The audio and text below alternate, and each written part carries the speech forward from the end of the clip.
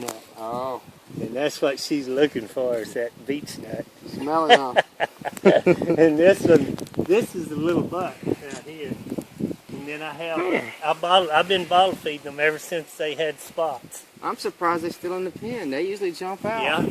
See, my fence is only about 5 foot tall. Yeah, that's regulations. And they said either she'll jump out by Thanksgiving or a male will come to her.